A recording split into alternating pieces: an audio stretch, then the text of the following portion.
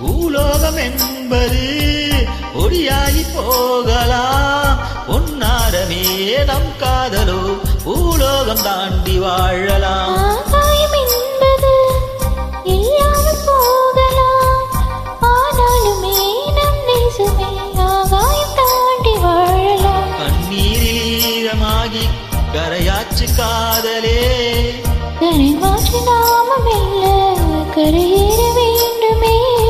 நாளை வரும் காலம் நம்மை கொண்டாடுமே.